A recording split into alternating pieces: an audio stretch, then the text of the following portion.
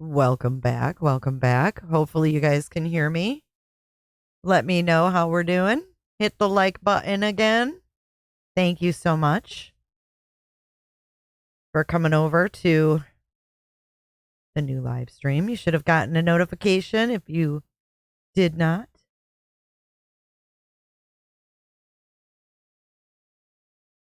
It sounds like our sound is back. Whoop, whoop. Let me know what number you are hitting that like button again. Welcome back, guys. Sometimes we just have to restart and refresh our shiz.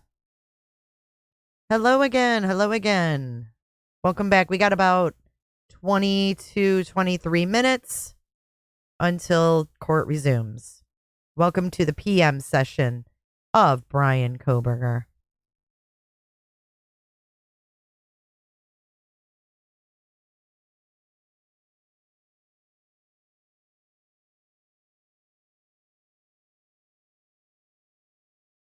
Just give me a second here to get things back running. I'm going to be quiet here for a couple minutes, guys. Thank you for letting me know what number you are. Look at y'all. Good afternoon. Good afternoon.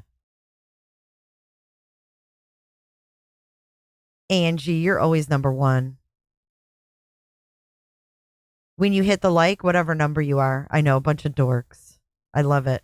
And this is a reminder to go on live chat if you are on top chat. I will be right back. Candy Wrapper, thank you for the article on Corey Richins. Hey, Creole. Welcome in, everyone. I'll be right back in just a minute.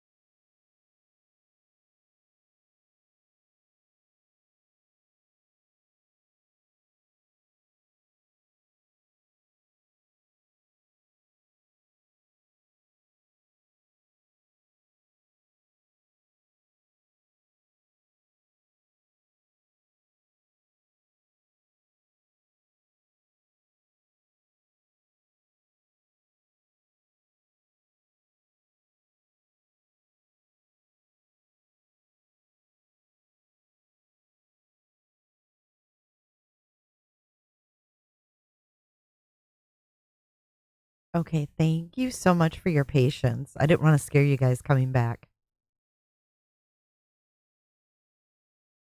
Who is getting a congratulations? Oh, Brune, you're welcome for the membership. What happened?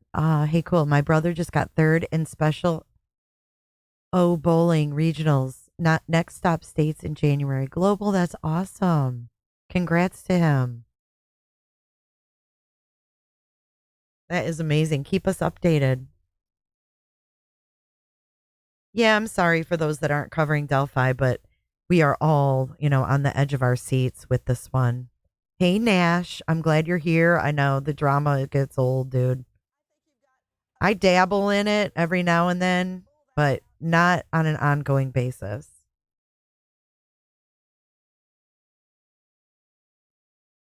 Mia, thank you for your support for 10 months. Good afternoon to you.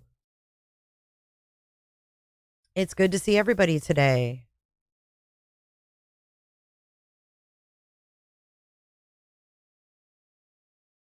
Hopefully, everybody will make their way back. Let me share this on my community. My stomach. Mia, thank you for your support. Damn, my stomach is growling. What's for lunch, guys? I can't believe it's almost 3 p.m. This week has been weird with the time change. We are invested in Delphi. Yes, it's in the jury's hands right now.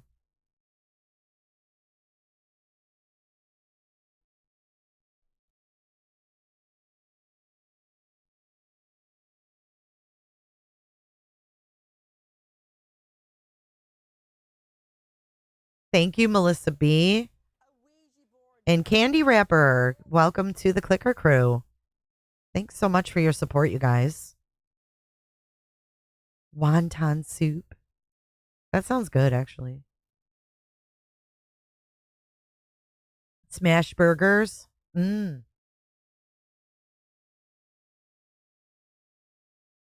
might have chili from Publix. Have you guys ever had Publix chili? You had Chick-fil-A on your way home? He dressed as Shaggy. That's so awesome. Hey, Tutti Frutti.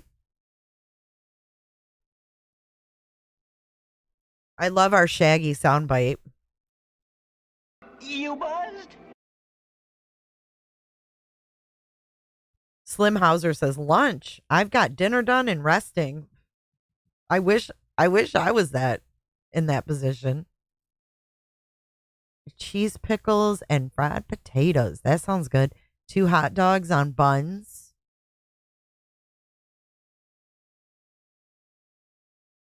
Lobster bisque from Walmart. Really? Lobster from Walmart? Hey, John Gone Girl. Oh, they're arguing the death penalty today, and among other things.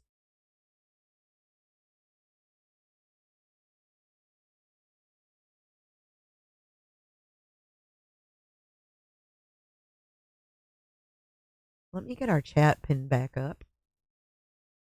We had to start a new stream because I was cutting out if you're just joining. We do have the morning stream that you can replay later. Hey, Frenchie Mom, good to see you.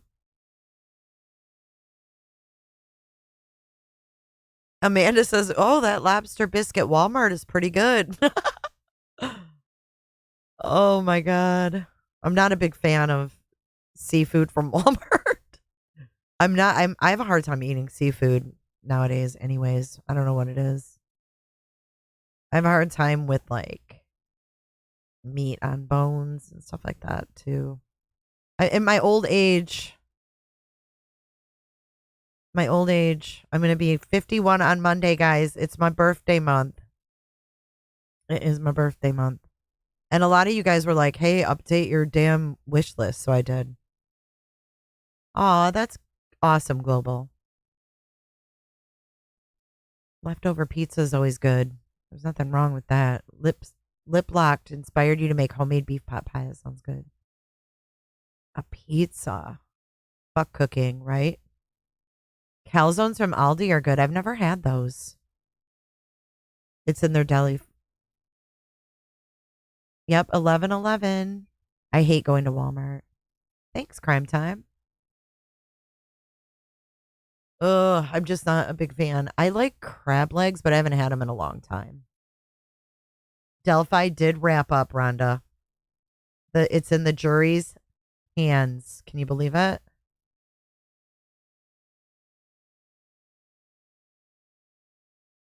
I am back, Pearl. Hey, Creole. Thank you. The 21st. Blackjack live resin.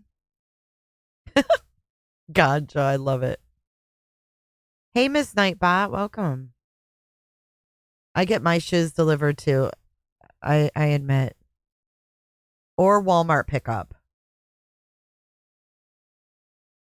You know what, Melissa B? My daughter's 1010.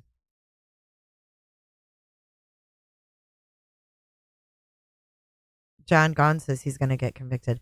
I hope I don't break up, you guys, because I just opened up Canva.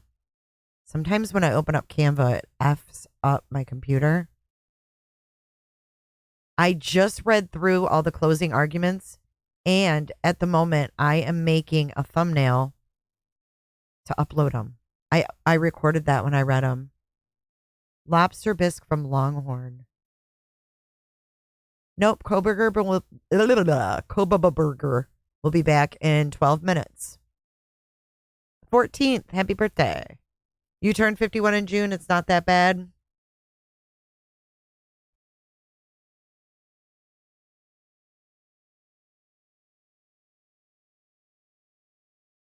Yeah, I appreciate you guys using the tip line or the tip website when you send tips. I appreciate your memberships, your gifting. I appreciate all of that. And most of all, I appreciate your hitting the like button. It's a free way to support. All right, I need to get a picture of the lawyers. Unleash the lawyers. What's your favorite fast food? Mine is McDonald's. What's your favorite fast food? Put it in chat. Go.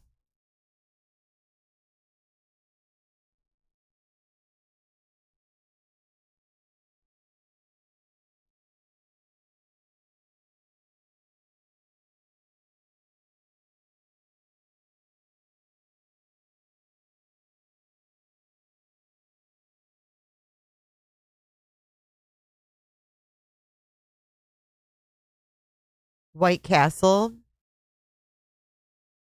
No, here's the Amazon link if you want it. There's all kinds of stuff on there too, guys, but don't feel obligated. I just was asked to upload it. White Castle, Taco Bell, Hardee's, Wendy's, Chick-fil-A, McDonald's, Culver's, Subway. Oh God, Burger King's onion rings make me I get really sick off those. McDonald's sweet tea and McChicken. Panda Express. My favorite is Mickey D's. Hands down. It's almost like a comfort food for me. I don't know why. Judge Gall is really odd too. This whole thing is so weird. It's scary. So I'm going to upload just what I got from the media. The rundown. Wawa counts, yeah. Le Petite. Wiener Schnitzel. I don't eat much fast food. Pizza. Whataburger. I've never had Whataburger or In-N-Out. Or Fatburger. You're turning 71 on Sunday. Wilo. Happy birthday.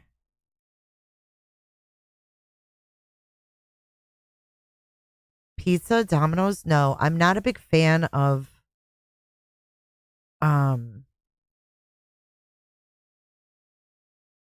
like the chain pizza places have gotten horrible. They have gotten absolutely horrible. I'd have to say, at least here where I'm at, Hungry Howie's is awful. They have gotten really bad. The only chain one that's decent is Marco's. I like Jets. Marco's is okay. But there's a couple local places that I absolutely love that I stick with as far as pizza. But I can eat pizza every day. Like no joke, every day. Well, maybe not, but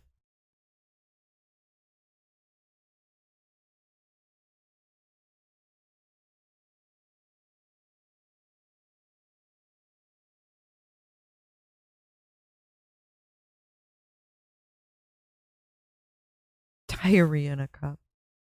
I could eat chili cheese fries, dogs from Wiener Schnitzel every day. I didn't even know that that was a restaurant. It's called Wiener Schnitzel. Isn't that like a German dish? Poutine. I've seen that, but I don't know what that is. I've seen that on menus, poutine, and I always thought, that is something I would never order. Just because of the name of it. Poutine. My niggas wife me once they get that good punani. It reminds me of punani. So like, no, I'm not gonna eat poutine. What is the gravy?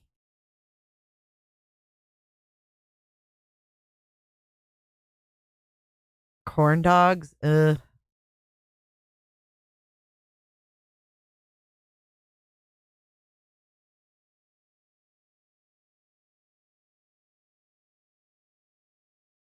Grilled chicken Caesar salad. Not a fan of the Caesar dressing either. I guess I'm more pickier than I thought. Just give me some McDonald's, damn it.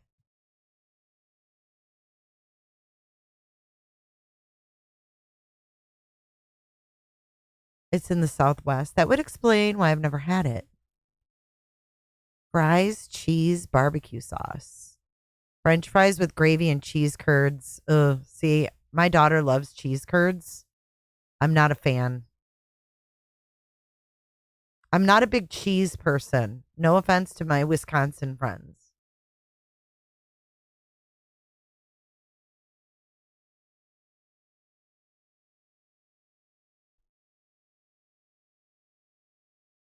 Oh yeah, Marco's has the meatball thing, and also like those the bakes. Those are good. The bowls they make, I like those at Marco's too.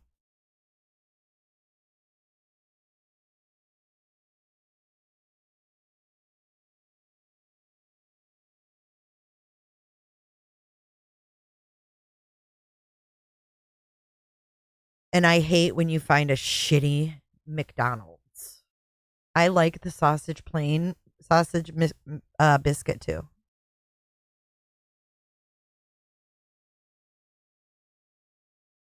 I just never understood the gravy on that tomorrow. That always kind of made me feel a little sketched out. I wasn't sure about the gravy on the poutine. I heard poutine and I was like, I don't know what that is. Like punani, poutine. So I never tried it. And I'm always scared to like try something new from like restaurants, like Mexican or Chinese or whatever. I always get the same thing because I'm always afraid I'm going to order something, not like it, and then I'm going to be screwed and forced to eat it or not eat it all. So I'm kind of a creature of habit when it comes to certain restaurant food. But I can tell you that I do not order. I can tell you something I don't do. I do not order whatchamacallit, shrimp cocktail from a Mexican restaurant. That I don't do. No siree. Mm-mm.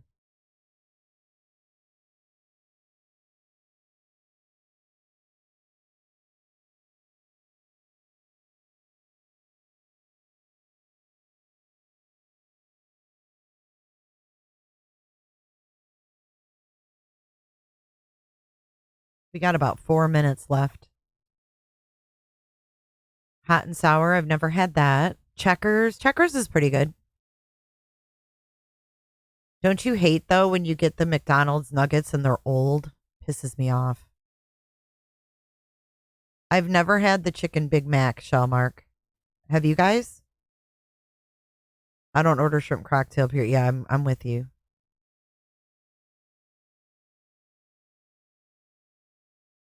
What's your favorite item at McDonald's? Now I'm making myself all hungry. Chicken Big Mac. That don't sound good to me. My favorite is a Big Mac, but I don't know about a chicken one. Yeah, the cold, chewy fries. Oh, nothing makes me more mad when you get cold, old food. So my husband told me if you want to make sure that you always get fresh fries, is to tell them you want them unsalted. Filet o fish. Oop, nope. Can't eat chicken, Reagan. McDoubles are good. JR says best to buy whole, fresh, local, and prepare your own meals. It sure is. It's freaking expensive, though. Everything's expensive, though. If you say you want them fresh, though, they don't always comply. But you can say you want them unsalted and they have to make new ones. I never knew that. Five Guys is delish. Cane's? I've never had Cane's. Have you guys ever heard of Sugar Wing? Yeah, exactly, Dupsy. Ask for unsalted fries and at the window ask for salt.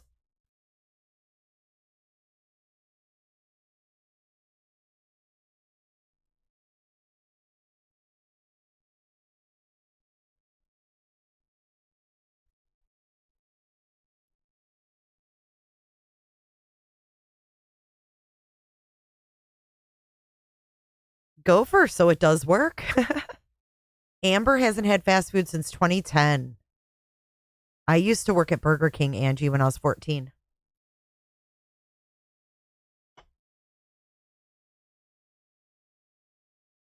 Yeah, they don't have the dollar menu anymore. 911. At least not where I'm at.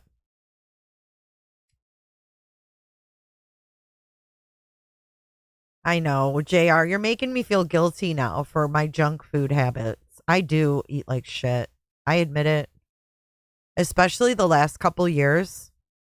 I find that meat, like buying stuff that I used to buy, even to buy stuff to make a salad, has been expensive.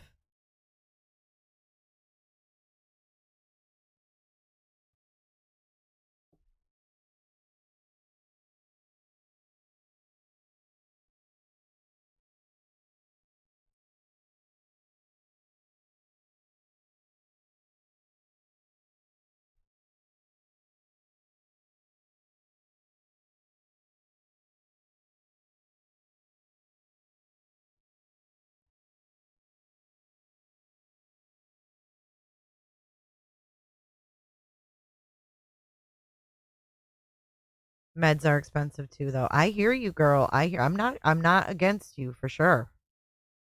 There's nothing like farm to table. I mean, I am 150% down with that. It's 301. Do you know where the judge is? Come on, judge.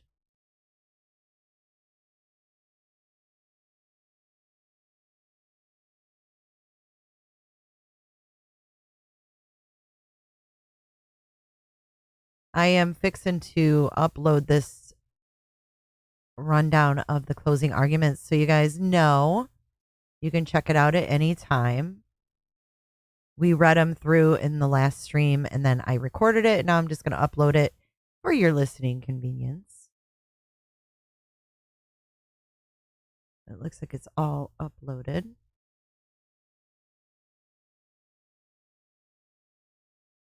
There we go.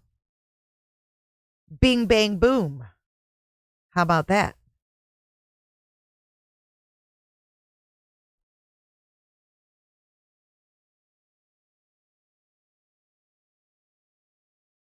Creole lady, thank you for being here. Crystals is like White Castle.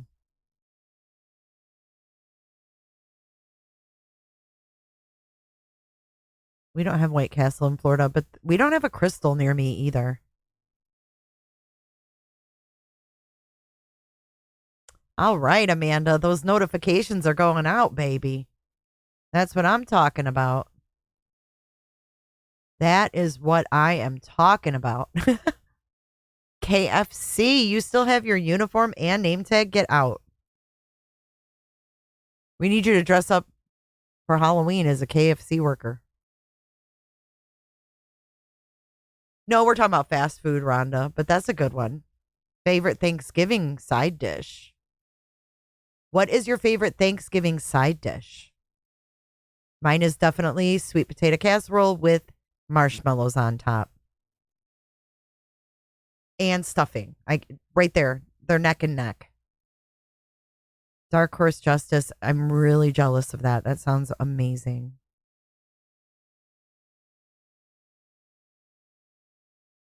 McDonald's actually peeled their own potatoes at one time. You know, they're not doing that anymore.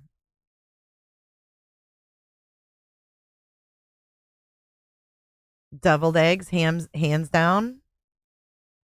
Baked sweet potatoes.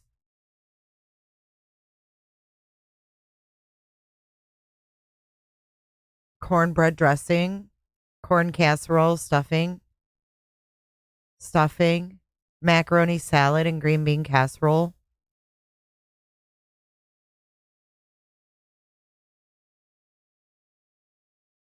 Mom of a Swiftie. Okay, you can show me shade. When our daughter was at FSU, we'd always stop at the Busy Bee. Best fast food ever. Never heard of the Busy Bee. Sweet potatoes with garlic butter and cranberry sauce. Oh, cranberry sauce. Sweet potato casserole for sure. Stuffing and green bean. Oh, man. Now we're all going to be hungry. I've never been to a Buc-ee's, Slim. Buc-ee's smoked brisket. Stuffing and green bean casserole. I like turkey just a little bit. I'll eat like a little piece of turkey, and then I'm all about the stuffing and sweet potato casserole. I will mess that up. Yes, I just had Sonny's last night, Mama. I had the best dinner last night. I did eat Sonny's. I was going to tell you guys, I treated myself to Sonny's last night. I haven't had it in years. It was so good.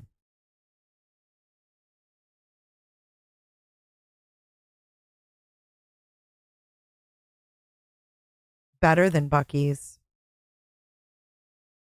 Amish sweet rolls. Yum. All of this sounds so good. Ham and cornbread.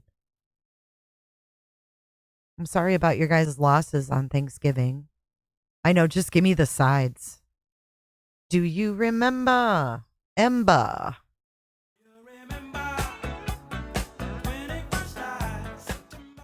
When I see green bean casserole, I think Yankee food. Really? Is that a Yankee side dish? Oh, we're back. We're back, guys. Thank you for sticking around. Here we go. You can be seated.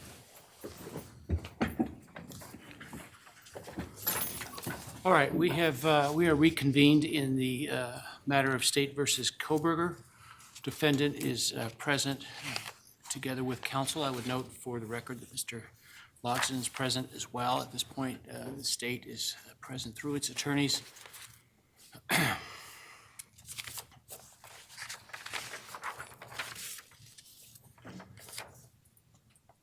think next we started those categories that I identified as the ninth topic. We'll continue with those and then circle back to the eighth. So let's talk about the state's concern about the grand jury not having considered the aggravating factors. Next. Mr. Here Loxton. comes Jay. Apologize for not being able to be here earlier. For proceedings, Judge, I overbooked myself today. You're here, so that's fine. Your Honor, as to the argument as to including the statutory eligibility requirements for a death case in the grand jury, I think the two major hurdles that we have to get over are, one, the Hurtado case not requiring the grand jury to apply to the states. And then the second is the ruling in Abdullah that essentially said you don't need to provide these to the grand jury. Seemed like a good place to start. It is a good place to start. Hey, Mark. And as we tend to do in these cases, because they are going to go up on appeal, we are, of course, asking that those things be overruled. Certainly recognize Your Honor doesn't have the ability to do that, but we respectfully make the argument that those cases were wrong. We also make the argument that there is another way to get there. So the Fifth Amendment obviously is the grand jury amendment, and I think Abdullah was looking at the Sixth Amendment or notice requirements and what needed to be included there. We furnish an additional argument that the Eighth Amendment in death cases requires additional process.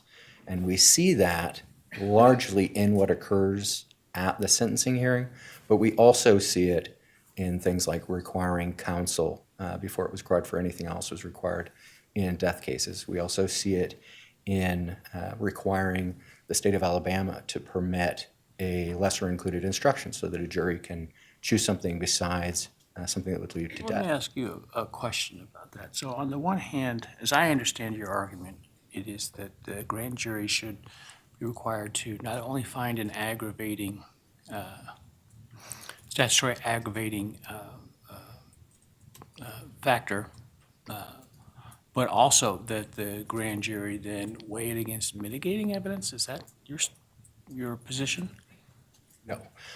Let me be clear. As we would talk about in the trifurcation motion, I'm only talking about the statutory aggravators, not the non-statutory aggravators or the mitigators. It would simply be... Your brief says otherwise, so that's why I question that, because as we've learned, that takes a long time for those things to be developed. That's not necessarily They've met their evidence in match with this judge. pocket of the state. What is now gone from a case timeline of several months to now multiple years would seem to me to even drag it out longer. And I certainly understand that concern. I don't think that that's our position. I certainly do believe that the law would require the state to put on mitigating evidence if it had it, because that's something that they're required to do by law. They're required to put on evidence, if known to them, would possibly point in the direction that the person is innocent, et cetera. But I don't think what our position is that the state would be required to put on essentially their entire sentencing hearing in front of that grand jury. The grand jury is still only determining whether or not there is a reason to go forward with the case. Our point is that at the time of the founding, that grand jury would have known that all felonies lead to the gallows. So at that time, the grand juries were making decisions about whether or not people were going to face the death penalty. And it wasn't until the Supreme Court after Furman in the 70s that we came up with this entirely new system, but it's one where the grand jury has lost its part of its function, where it's looking at whether or not these people should be facing the death penalty or not. Essentially, they were deprived of that through the transition that was obviously intended to protect people from an arbitrary infliction of the death penalty. But the grand jury itself is supposed to also have a role in that. It's supposed to protect people from arbitrary decisions. And so that's essentially what our argument is that there should be a neutral fact finder placed between the citizen and the state when we're making the decision whether or not the death penalty should be sought. And so that is one of the reasons we're asking the court to strike the death penalty in this case. Does the court have any other questions for me? Thank you, Judge.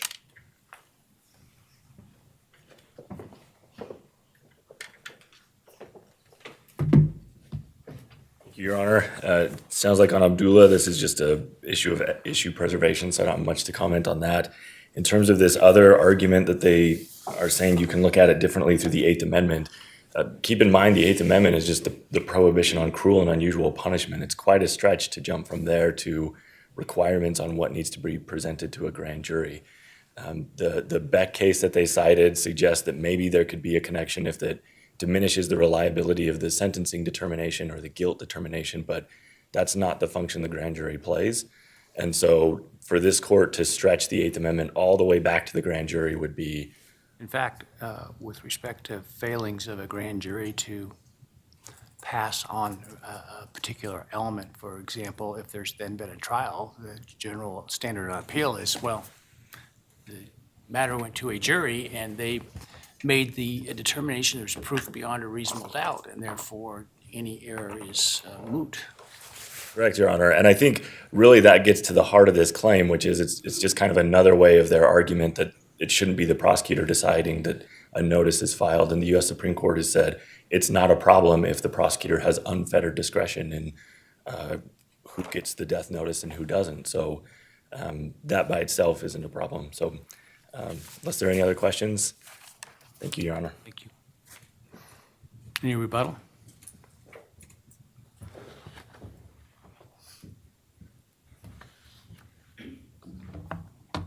Well, I think it would be best to push back at least a little on the idea that the Eighth Amendment can't go back that far. I mean, recall that it was the Eighth Amendment that required that there be counsel for people that were facing the death penalty. Now, I certainly understand the idea that the Eighth Amendment's concern is that we have a reliable procedure. I certainly understand that.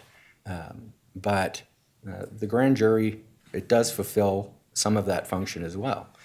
And besides, at least if we're speaking in terms of what was understood to have a grand jury and what it did at the time that the nation was founded, it would have been stepping in a case involving a possible death penalty and being able to put a stop to it then and there.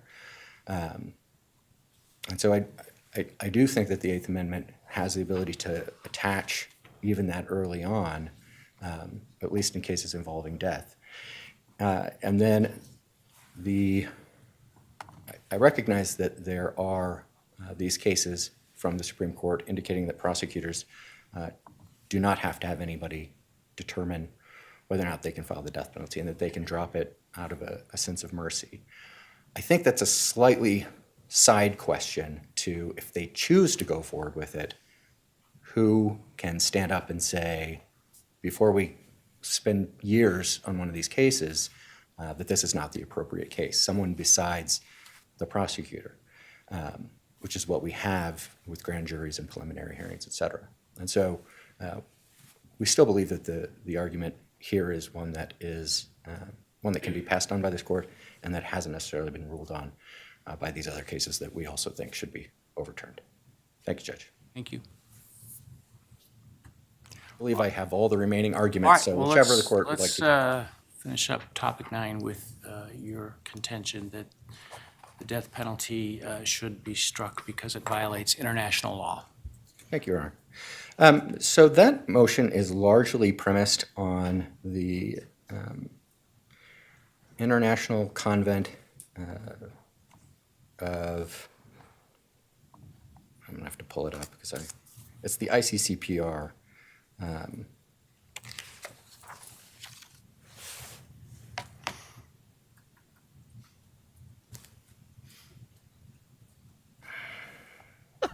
International law. What are they talking International Covenant on Civil and Political Rights. And so essentially the argument comes down to this. We have signed and ratified a treaty that would put, we think, additional requirements on what we would do if we're going to have a death penalty in this country, and obviously we have one. One of those is a requirement that we make sure that we're not arbitrarily killing people. And the other one is that people are not being essentially tortured. My understanding is when the time that convention was ratified with the understanding that to the extent that it is agreeing to anything, it is agreeing to afford the Eighth Amendment protections.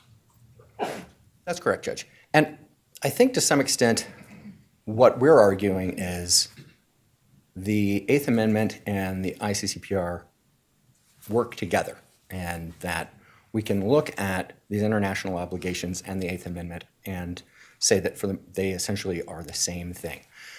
That's why we talk about, Well, I think you're looking at it from two different prisms. I think what the state is saying, to the extent that this covenant applies, which, is a question about whether it's self-executing and all the rest, it only governs to the extent that the Eighth Amendment, apart from that, would have protected that situation. Whereas what I think you're arguing is that the Eighth Amendment must be read to be broader as to what international law would dictate.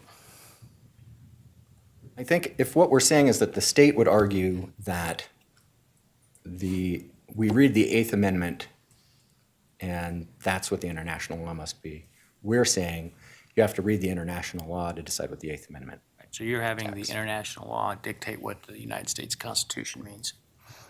Correct. And we are doing that on the basis of what the United States has said itself about the fact that they believe that they live up to these things, and the fact that we discussed the charming Betsy canon, which is obviously a very old canon and typically is just about whether or not our statutes are in line with our treaties. But I think particularly in this case, where the United States has essentially said, we signed on to this treaty because we live up by these same standards that everyone else does, we can look at what the international community thinks about those standards that we said we also abide by when we're determining whether or not we're living up to the standards in the Constitution. And But what they said specifically is that we think that we are living up to those, even though we have and will enforce a death penalty. And I think, which is why we're not saying necessarily that the death penalty would be struck if it was done properly. Our argument is that the way that Idaho has its scheme set up, there are far too many statutory aggravators, and some of them are just big enough to drive a Mack truck through. And so just about every murder could be charged and have the death penalty attached to it. And so that doesn't require the narrowing that we've said we're going to provide, and it certainly doesn't live up to what the international community would expect from us. Yeah, I understand the argument. Well, I'll be frank, it's falling about as flat as you would expect it to fall before our Supreme Court or the Supreme Court of the United States. well, Your Honor, it's an argument, and it must be made, so So you need to make a record. thank you, Judge.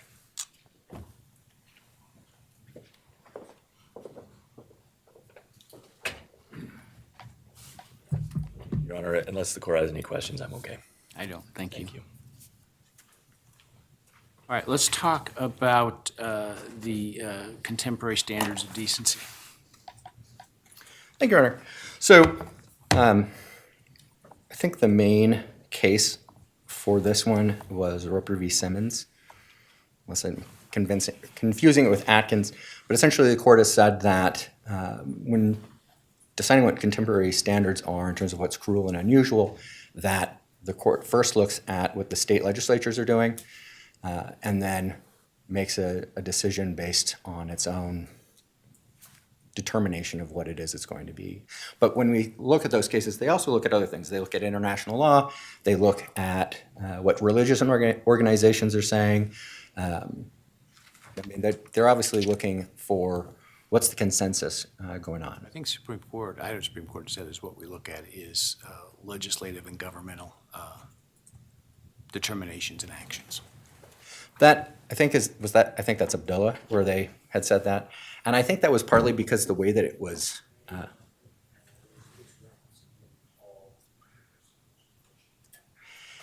And in those cases, it seemed like the record that was brought up to them was somewhat sparse, and so hopefully we've provided more information than they had at those times. But in those cases, the number of states that still allowed the death penalty, I think, was around 35.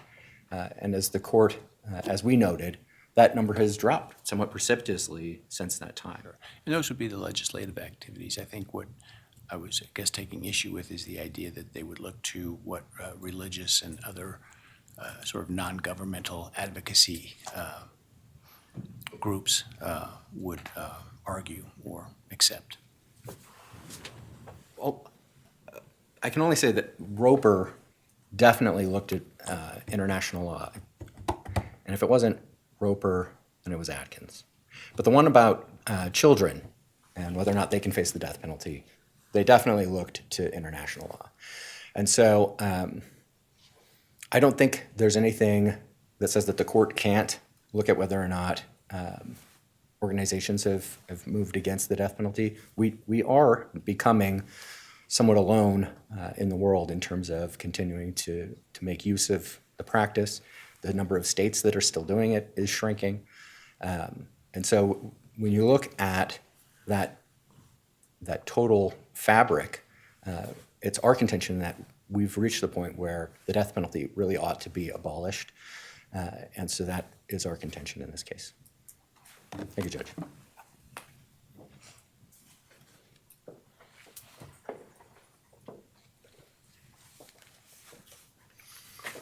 Thank you, Your Honor. While Roper may have looked at some international law, I think the Idaho Supreme Court has really narrowed that window. First in Abdullah, they said, therefore, absent some legislative or executive action, a determination by this court that Idaho's death penalty statute is unconstitutional based on evolving standards of decency and public opinion is unsupported.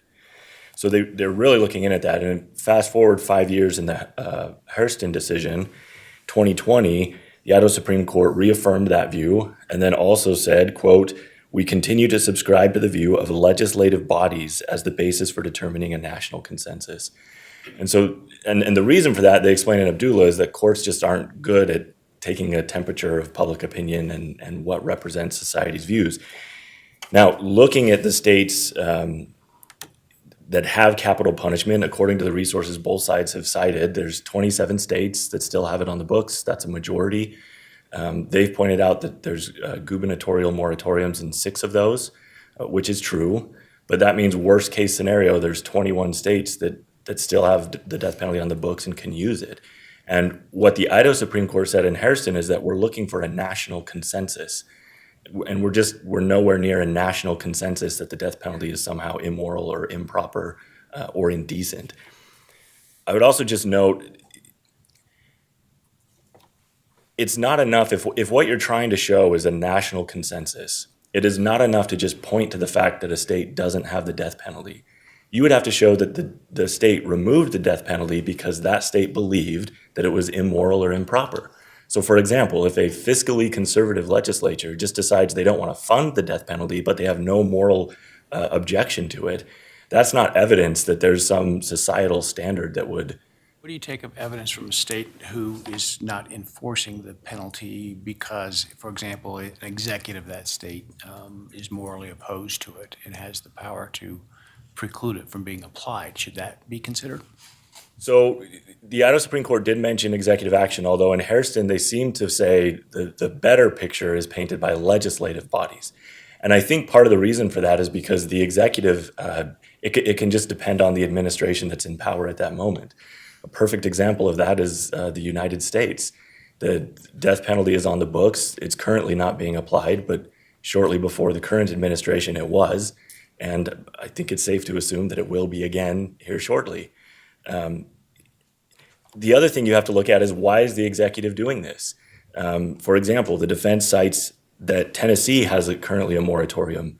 True, but the governor did that because he said we need to take time to fix the execution protocol.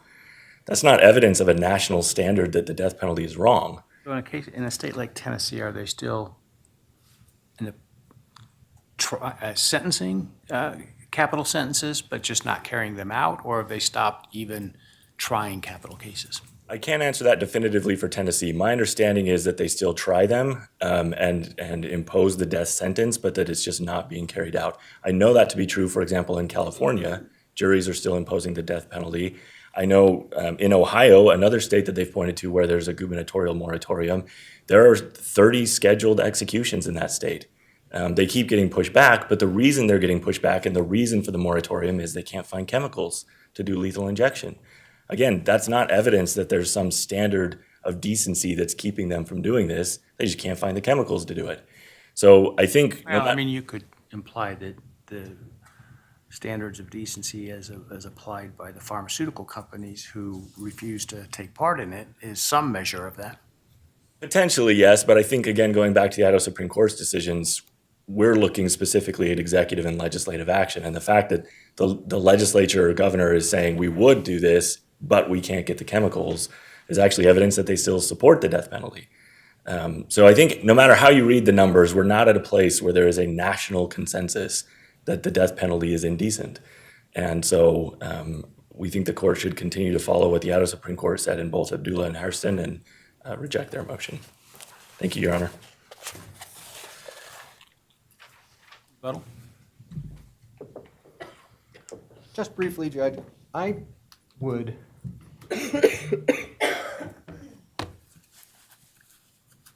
caution the court trying to figure out why it is that a particular state either dropped the death penalty or imposed a gubernatorial moratorium. I mean, I think that these things are complicated. That looks an awful lot like trying to figure out from legislative history why something occurred. Half the time, what you see in the questions doesn't necessarily tell you what the legislature had in mind when they finally voted. And so I think the first step, as the United States Supreme Court has set it out, is just to look at the numbers. And then after that, the courts can consider other things. Or 2021, if you take into account moratoriums. How, I mean, certainly more than a third of the states, how does that represent a consensus? I would argue that the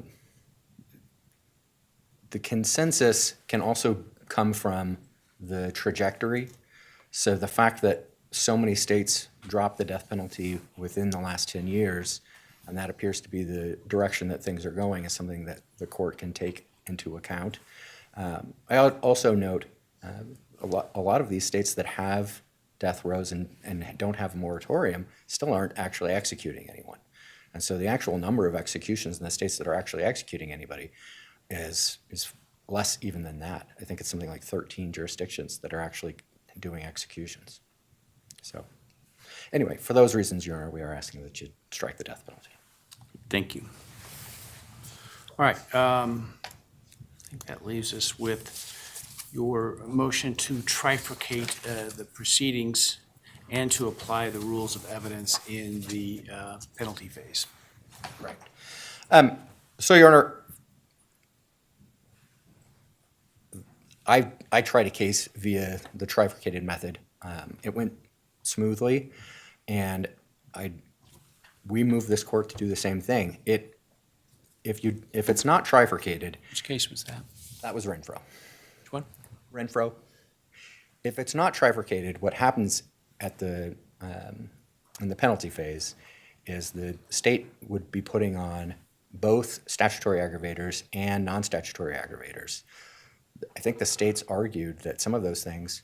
Isn't there a post-conviction proceeding in which it's alleged that that is ineffective assistance to allow the trifurcation because you make the jury decide about whether or not an aggravating factor is there in the absence of any mitigating evidence that might otherwise affect their decision? I'm sure there is. But I can't say that I agree. Because from a jury's perspective, I mean, you have to realize that these are people who have been pulled in, they don't have legal training, and now you're asking them to make a bunch of different decisions at the same time. And as we pointed out, I mean, we can go back and forth about, what's the, if you don't trifurcate, you're going to put on the victim impact during the penalty phase with everything else, right? And so whether or not there's even a statutory aggravator is now going to be influenced by all of the things that are emotionally really powerful. And so, I mean, we can go back and forth about, who does that prejudice. At the end of the day, a trifurcated proceeding is just simpler for a jury to do their job. They have to be able to make a decision about statutory aggravators to even have a death penalty in a particular case. Being able to do that with just a standalone, do these things actually exist first before you start to get into the mitigating and aggravating? I mean, you can put on some mitigating depending on what the aggravator is, at the aggravating portion of the case, you can talk about future dangerousness and things like that, assuming that the court decides to let it in. But if you don't do it this way, what you risk is that a jury is going to be influenced by non-statutory aggravators, victim impact statements, and on those grounds, say yes to one of the statutory aggravators. And you also are telling the jury, these things you have to find beyond reasonable doubt, but these things you don't, and do all of that at the same time. And I mean, the studies have shown that juries really want to get these things right, and they really want to follow the law, but oftentimes the instructions that they get aren't really that clear. And I think adding to their burden by cramming it all into one hearing, it's unnecessary. The court has the ability, I think under Rule of Evidence 106, to let them do the function that they're supposed to do with the statutory aggravators, and then that way they can make that decision. And if they don't find any, you don't even have to do the next part. But if they find one, then you open it up into the state's case in aggravation and the defense case in mitigation. In terms of using the rules of evidence, as we pointed out, a number of courts have said, confrontation clearly needs to be able to apply. You have discovery that needs to go out. Rules of evidence are helpful, and they're certainly helpful when you're talking about the statutory aggravators themselves. And that's an area where if you're trying to make a accurate determination of whether or not those things exist such that you can have the death penalty, the use of the rules of evidence is, I think, can be detrimental to both sides if you just kind of allow willy-nilly whatever to come in. So for the other reasons we put in the brief, Judge, we are asking the court to consider doing this as a trifurcated trial if it gets there. Thank you.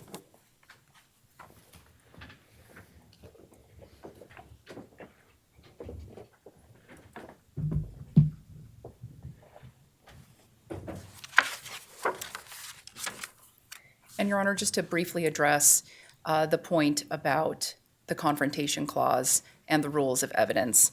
The defendant has fairly acknowledged in his brief that the Idaho appellate courts have issued binding precedent that's contrary to their argument today. The state's not going to belabor that point. I think the case law is clear, and the state briefed that. As to trifurcation, the defense has yet to lay out what exactly this process would look like. And what I mean by that is, at what point it appears, although the defense has not explicitly stated this, that they would encourage this court to adopt a procedure where the state puts on all of its aggravating evidence for all of these statutory factors, and the jury then goes to deliberate on these factors without hearing any of the mitigating evidence. Now, this is very concerning, and particularly, the state briefed this. You take the propensity aggravator, where the jury is tasked with determining whether or not the defendant's going to pose a continuing risk, to send them back to deliberate without allowing them to hear evidence in mitigation. That's very concerning to the state about what that might do to, for example, the appellate record. And I think that post-conviction proceeding in the Renfro case really highlights the concerns with this procedure that they're asking the court to adopt. As to the assertion that this is simply too confusing to the jurors, the court will instruct the jury on what the law is. And as we've argued on these other motions, the court can't just start with the assumption that jurors aren't going to follow the law, that it's simply too concerning or too confusing for the jurors. The jurors will receive instructions. They are presumed to follow those instructions as a matter of law, and the court should assume that these jurors will do as they're instructed. And unless the court has any questions for me, that's all I have. Thank you, Your Honor.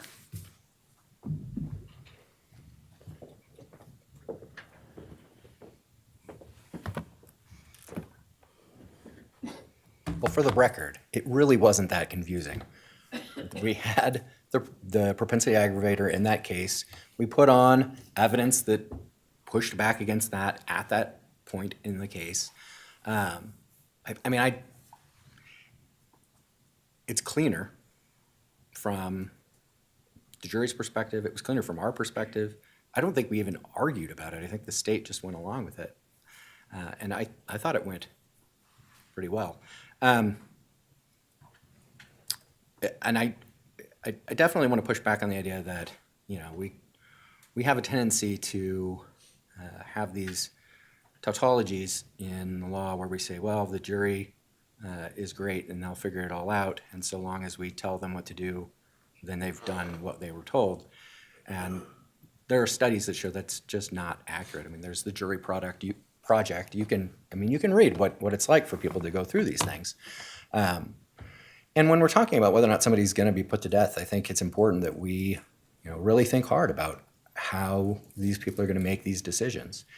If we're going to do a normal, just a penalty session, I definitely think it's something that's going to require some additional instructions.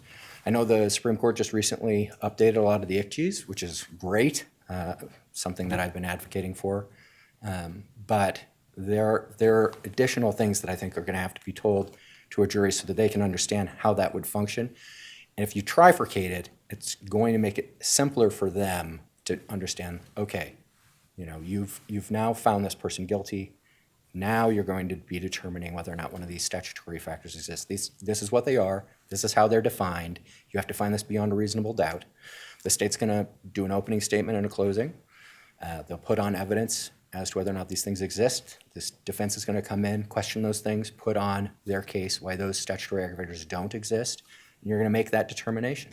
If you make that determination, then we get to a sentencing proceeding where the state's going to be able to put on any additional aggravators that it wants to put on, and the defense can then put on any other information that they have that's going to be in mitigation. It works, and it worked, regardless of whether or not the SAPD doesn't agree with me. I'd ask the court to consider it. Certainly, if the court decides not to do it, we'll have lots more conversations about how best to do that It's an procedure. intriguing idea. The concern, of course, is the desire to do this case once and not twice. I understand. And there's a protocol that has been approved by the appellate bodies versus the one that you're proposing now. And so that's always in a trial judges who tend to be fairly risk-averse difficulty. Yes, sir. Well, thank you. Thank you, sir. All right, my dance sheet indicates that we have covered all the topics. Did I miss anything from either of your perspectives? Not from the state, Your Honor. No motions, Your Honor, but I think Ms. Massa has one thing. One Okay. housekeeping. Sure. Judge, we submitted Professor Cover's PowerPoint and her data.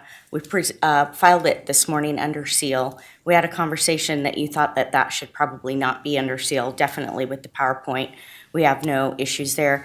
It was filed with one thumb drive. We discussed letting us look to see if there is victim information that needs to be redacted. So what I'd like your permission to do is file an amended Exhibit A, and if we'll get things redacted. The one that's filed and you are inclined not to seal, I just don't want it to get out there before we've had an opportunity to review that and redact names. Okay. I'm assuming the state doesn't have an objection to that. No objection, Your Honor. Thank you. All right, and that's fine, counsel. Let me address, that brings up a good point in terms of just process for filing matters that need to be sealed in some way or the other. Because as we know, the rules for filing require them to be physically filed if you're seeking to have them filed under seal, which causes some difficulty for most of you who are not in the Treasure Valley area. I think perhaps the best way to deal with this is if you're going to file something and there's some portion that needs to be under seal, if you would provide a redacted and an unredacted copy. So for example, I think the defense filed a recent request for discovery and had an exhibit attached that they felt should be sealed. I'm assuming that's why they requested it to be sealed, was because of the exhibit. So you would file that one with, the exhibit just being a blank page saying redacted, and then provide the court and opposing counsel a courtesy copy of the unredacted, and then you can file the unredacted when you are here to get it filed under seal. And then we can let the public have the redacted version so that we, as much information as we can make public, we can. We'll do it that way. Thank you. That works for everybody. Thank you, Your Honor. Else for today? Nothing else for today. There was a motion filed that got placed under seal that the court was going to schedule. Is that about your jury voir dire procedure? Yeah, I think that's probably more appropriate to take up as we get closer to the pretrial than anything, because it really deals with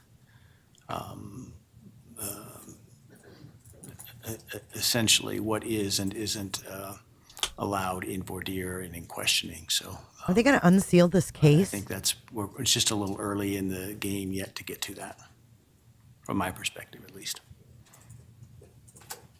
Your Honor, the only thought I have about that is perhaps talking about that may cause the court to think we should begin voir dire maybe a tiny bit earlier than is currently scheduled.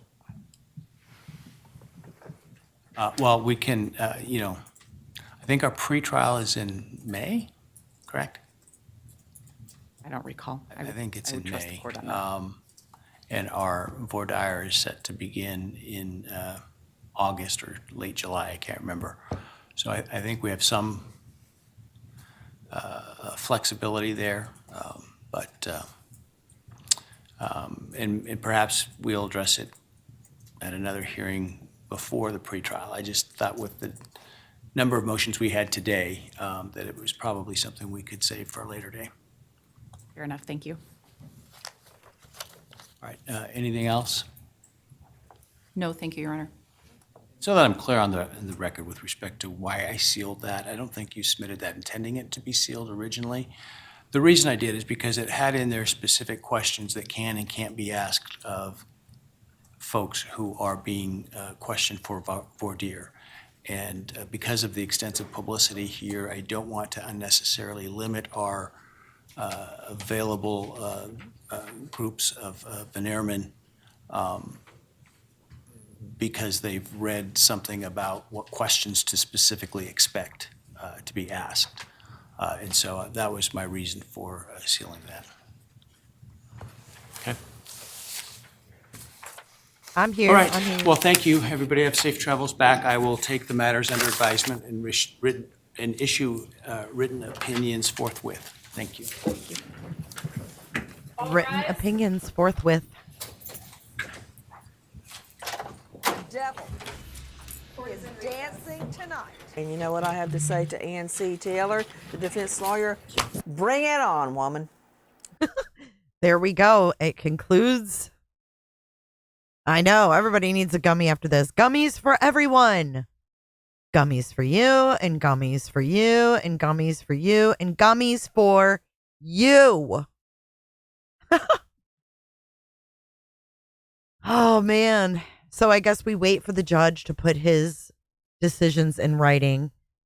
We will be checking the docket for that. I want to thank you guys for joining. If you haven't hit that like button, please hit it on your way out. We are going to dance it out.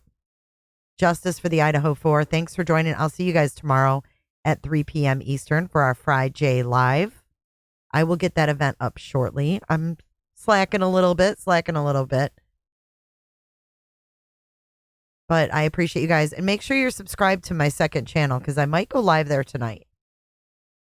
Because this ended a little bit earlier than I expected. So I think I'm going to go live on the second channel tonight. If you guys want to join me over there, the moderators can give y'all the link. Verdict watch for Delphi. Yes, we have to keep an eye on that faux show. If anything happens with Delphi, I'll go live as well. 150%. Also, go check out the video that I uploaded the Delphi video. If you guys missed the closing arguments, I read through them. Can you guys put the link up to the second channel? Hey, WSU Mom. Mark Klein, good to see you. Good to see all of you guys today. Have a great day. I'll see you guys later tonight on The Other Side. Take care.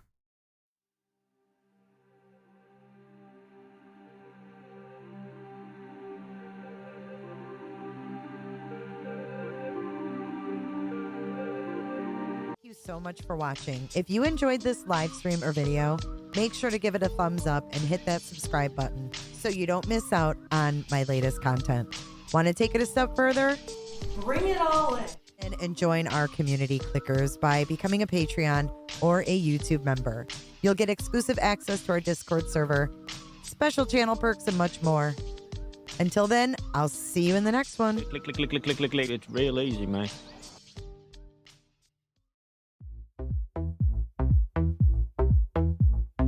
I don't give a damn. I don't really care about you and your problems. I don't give a damn. You talk way too much. I have heard enough about you and your problems. I don't give a damn. I don't give a damn. Damn, damn. I don't give a damn. Damn, damn. I don't give a damn. Damn, damn. I don't give a damn. Damn, damn. You wanna be, you wanna be, you wanna be with me. You wanna feel something real, but I'm feeling differently. You're making plans to get to friends, but don't wanna face the fact that I ain't got time, I ain't got time, I ain't got time for that. Staying up late, sleeping all day, dreaming about Cadillacs. Buying new shoes, hanging by the pool, sipping on Coke and Jack. Calling my phone when you feel alone, but I'll never call you back. 'Cause I ain't got time, I ain't got time, I ain't got time for that. I don't give a damn, I don't really care about you and your problems. I don't give a damn. You talk way too much. I have heard enough about you and your problems. I don't give a damn. I don't give a damn. Damn, damn. I don't give a damn. Damn, damn. I don't give a damn. Damn, damn. I don't give a damn. Damn, damn. You're mad at me for not giving you comfort. You say that I'm away so much and now you don't feel the way you felt when we were younger. But that's okay for me, 'cause